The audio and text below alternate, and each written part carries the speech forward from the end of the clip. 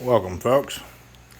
In this video I'm going to be covering a few things on this 25 horsepower Mercury outboard. You can see I've got the top over there. It is indeed a 25 horsepower. Forgive the mess in the garage. In this episode or video I will be showing you how to put a starter on this Mercury outboard that was once only pull start. Now I've put a starter on it that I bought online. I'll have the link in the description, along with a solenoid that I picked up from O'Reilly. I believe I made it for an 84 F150. Very cheap solenoid. I picked up the wires. I got the nice battery cables. Got one a little longer than the other because that's all they had. I will be changing it out to a longer one to match the negative as soon as they get one available. This was the rubber piece involved that I had to take out via that 10mm bolt right there to be able to squeeze all that in there. This little rubber grommet. So there was an M6 bolt, and I had a hard time finding which one this was because there wasn't anything online about it. Not M6, I'm sorry. It was an M8. This is my hardware I used, minus the bolts because I don't have the package anymore. It was an M8 bolt. I used a 2-inch long M8 bolt, along with some 5/16 flat washers and 5/16 lock washers. And then to mount the solenoid right here with the holes that was already provided in the motor, along with the starter holes. These was already provided in the motor as well. But to mount the solenoid, only one bolt fit. I had to cut one of the tabs off. One bolt will work out of two. I had to use an M6 bolt. I did get some M6 bolts. There they are. And some 1/2-inch long M6 bolts with some 1/4-inch lock washers and 1/4-inch flat washers. The tools required to get the flywheel off. This is my new flywheel. Notice how it's red with a ring gear on it. The old flywheel, well, I'm sorry, black. I'm colorblind. The old flywheel is red with an 18mm bolt right here. 18mm on an air rat on an impact will get that out. And pull that out. This was my old one. Notice the part number if you really want to see your part number.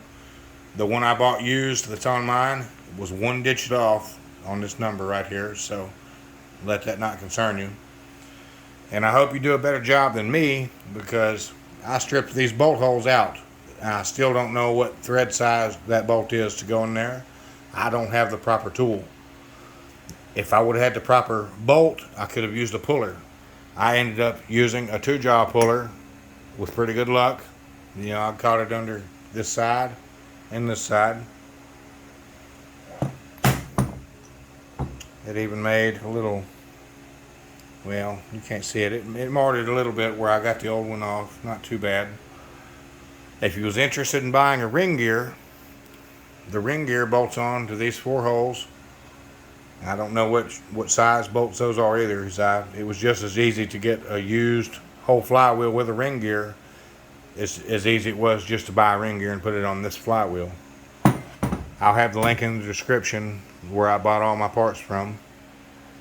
I was going to do the water pump, but I did the bucket test. You know, I did me a good bucket test, and I had plenty of water flow coming out. Right here, this is your water outlet tube. And it comes, and it has a really good stream coming out of the bottom here. So there's no issue with the water pump as of yet, even though I bought one. If you're interested to know where I bought, you know, this is my part number that I bought, along with that, if you can see it well enough. So then we got our tools that we used to get all this apart. The tools are going to be a Phillips head screwdriver to get these screws off right here for the cover. I have seen on another video that they have bolts right there, so beware. Mine is a Phillips head. You need a flathead screwdriver. If you want to adjust the idle, this is your idle adjustment right there. I watched a separate video for that, but we'll cover several things in this video. That is the idle adjustment with a flathead. I already said you need an 18 millimeter to get the existing flywheel off. To get the pull start off, you will need a 10 millimeter. There it is. Right there. You have 3 bolts around the outside edge of the pull start cover. Now when it comes to getting the starter off, the starter bolts that are the M8 starter bolts require a 13 millimeter socket. You got one there. You know, they're kind of hard to get one up in there. You got to either have a good wobble joint or pull the carburetor off. That's okay too. So then, let's see. I think that's going to be about it for putting a starter on. I will put the link in the description for the starter. In case it doesn't work well in the description, there is the part number for the starter that I bought. And like I said before, the solenoid, I went to O'Reilly Auto and asked for a solenoid for an 84 Ford F-150. That got me the solenoid that you see right here on the side. I cut one tab off and it was pre-threaded. The holes for the starter were pre-threaded. This was a really easy job. I hope you enjoyed the video. I'm sorry it was kind of long. Y'all have a great day.